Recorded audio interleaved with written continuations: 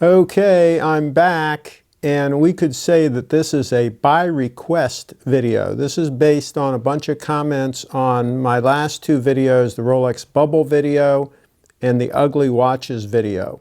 Both stirred up a lot of action. By the way, there's my grand Seiko Snowflake. Is that freaking watch gorgeous or what? Look at that puppy, and look how it fits under that cuff just nicely. I do have another dress watch coming that's going to be even smaller than this. It's going to be 18 karat gold, another Grand Seiko that should go under the cuff even better for dress purposes. So if that ever comes, it's coming from Japan. If I ever get it, I'll do a review. I have a tracking number, but it hasn't actually been picked up by the shipper yet. So I don't know what's going on with all that. But if it ever comes, I'll do a full review. Okay, so getting to the comments, if you want to laugh, if you want a real good laugh, take a look at the comments on the Bubble video and the comments on the Ugly Watches video. And you'll see there's a bunch of idiots that are commenting on these videos. And it's interesting that these people put these comments down that are just absolutely ill-informed, just stupid positions that could never be defended in a debate. But they're willing to put those comments down because they're anonymous, right? They've got a one of those like blue generic icons on YouTube, probably using a false name, so on. So they're willing to say anything, and they do, and so you'll get a laugh out of it. So some of the things that have been challenged repeatedly is my comment about Rolexes not being good investments, and that no watches are good investments.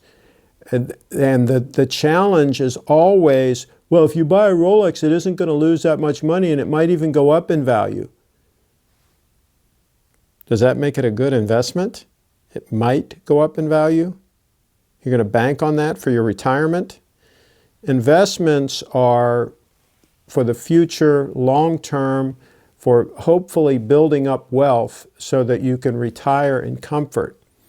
And if you're going to bet on a watch going up in value enough to achieve that, and if you buy a bunch of watches and you're betting on all those watches going up in value, what are you going to do? Are you going to buy the same watch?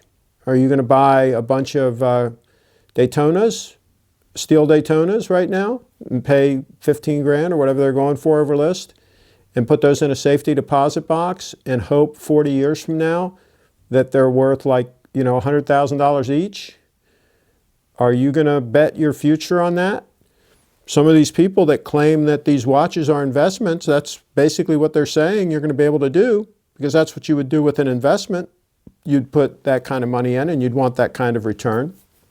I've already gone over the numbers in my last video. Take a look on those numbers on the Rolex Bubble video, how much money you make with proper investing. So there's that. There are also a bunch of comments. Some people said they liked my other hat. Some people said that I looked silly, and I probably do. But I put on a different hat now. This is an even older Stetson, and this one I did not buy new. This one I bought off eBay, and it is very nice. Has a very nice amount of beaver in it. The vintage, the older hats from like the mid to late 70s on back, a lot of those had higher beaver content in them and are going to be higher quality, but you got to watch it. They got to be in good condition if you're going to get a vintage one that's been kept in the box and kept away from moths and things like that. But I digress. So, and then another guy said, well, your jacket didn't fit properly. Well, here's the thing. Most of my sport coats, this one included, this is camel hair. Most of them I bought many years ago when I used to do a lot more push-ups, and I was a little bit bigger in the chest area, so they might be a little loose in here. But this one actually I think fits pretty good. Also, I generally got them so that I could wear a sweater underneath the coat.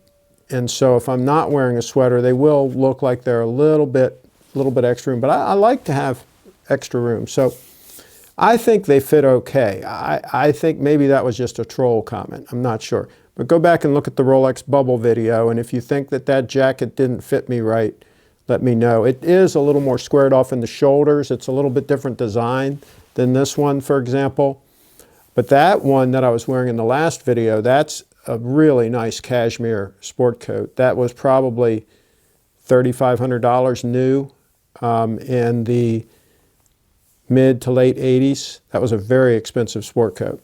So, and the good news is on things like that, you can get super deals if you go to some of the thrift stores that have some of the higher end stuff, and even some Goodwills and things like that. You might see sport coats like this one's camel hair, and it'll say right inside, you know, camel hair. You might see some of these at a really good price, and if you get lucky and it fits you right, that's a real deal, because that's the beauty of high-end clothes, especially stuff like this. A lot of times, A, the people shopping there don't have any idea what it is, and B, they think it looks old-fashioned or whatever. You know, they don't want, oh, I wouldn't wear that. Well, you know, you're an idiot. You know, you wear a freaking sweatshirt or whatever, or a hoodie, you know, and you think you look good, right? Yeah, right. That really works. So anyway, you can buy some stuff where you'll really look kind of classy, and these are comfortable too. They're very warm. They feel very good on you. When you get a really well-made sport coat, you know, I'm talking an expensive high-end sport coat, they feel great on you. So check that out. You might be able to pick one up for like 10 bucks, you know, in really, really nice shape. Really examine it. Examine the heck out of it to make sure there's no moth holes or anything, right? Most of mine I bought new years ago when I was stupid and spent too much money on clothes, and I've kept them in good shape. And so you can wear these things for years and years and years if you keep them up. But how do we get on that tangent? So anyway, so getting back to the whole Rolex investment thing, here's the deal. If you can buy, this is my rule of thumb, if you can buy a watch and a week later it hasn't changed your net worth at all, in other words, it wasn't even really a blip on the radar screen, which means you're spending a week's income on the watch. In other words, let's say that my net worth as of this moment is $2 million. Let's just throw out a number. And I buy a watch and I spend $10,000 on it, okay? I don't finance it, I don't put it on a credit card, I spend $10,000. Then a week later, my net worth is still $2 million because my money has generated enough income that it's replaced that $10,000 that I spent. In my estimation, that's okay. That's a good purchase. You did okay. You didn't really wreck your net worth. It didn't have any real impact on you. So that's where the 1 week's income number comes from as far as a rule of thumb for buying things like a watch, even a suit of clothes, even a sport coat, any kind of high-end purchase that you make of a depreciating item, which a watch is. It is not an appreciating asset. It is not a good investment. No, no, no, no, no. The trolls be damned. It is not an investment. It is a depreciating tool. It's a piece of equipment, just like a lens on a camera. It's not I hear camera guys always saying, oh, I invested in glass. No, you bought a camera lens that you're going to use hopefully to make money. It's not an investment. It is a tool. Just like a watch, this watch is a tool for me to wear and use. I'm not going to put it in a safety deposit box. I'm not going to handle it with gloves. Oh, boy. Give me a break. Okay, so anyway, what was I saying? I'm drifting around here. Okay, so you buy the watch. It should be no big deal. It should be water under the bridge, and now you can enjoy it and you don't have to worry about it, right? If you stretch, if you scrimp and you save every dime for 6 months and you spend your last penny on this Grail watch, you're not going to want to wear it. You're going to want if you ding it, you're going to be like, you know, fit to be tied. It's only going to bring a premium amount if it's not dinged up, by the way, these investment watches, right? The buyer down the road is going to ding it you know, if it's not in good condition. It's like if you buy a date 8 with a lot of stretch in the bracelet, you know, they knock the heck out of the value on that. Now, an old Submariner, old red Submariner with some patina and some, you know, but still, the better the condition of the bracelet and all those kinds of things are gonna play into that value. So, if you do save a bunch of money and buy that watch and you're babying it and so on, is that really a good way to go about it? I would suggest as an alternative that you spend an amount of money that you can afford on a watch and get the best watch you can for that money and enjoy it and wear it and use it. Imagine that. And so you can get a lot of watch for the money, for example, if you buy a Grand Seiko. And if you buy one used, like people point out, they don't hold their value that well. Again, if you just buy the watch to use it and you're not planning on reselling it, what difference does it make if it holds its value? But if you're concerned with that, buy the used one that's already lost some value. Get a good buy on the watch. And hopefully you'll get it from a reputable buyer and it'll be in good shape and you'll do great that way. And buy it and then enjoy the watch. Wear it. Use it for what it's designed to be used for. That's my message. It's not a complicated message, and it's the same message I have for all the gear that I talk about on my channel. I don't just talk about watches on my channel. I've talked about them a lot here recently because people keep putting these troll comments in and I'm responding to them. I generally do a lot of different reviews of different products just because I use a lot of different products in my work, and companies do send me things to review.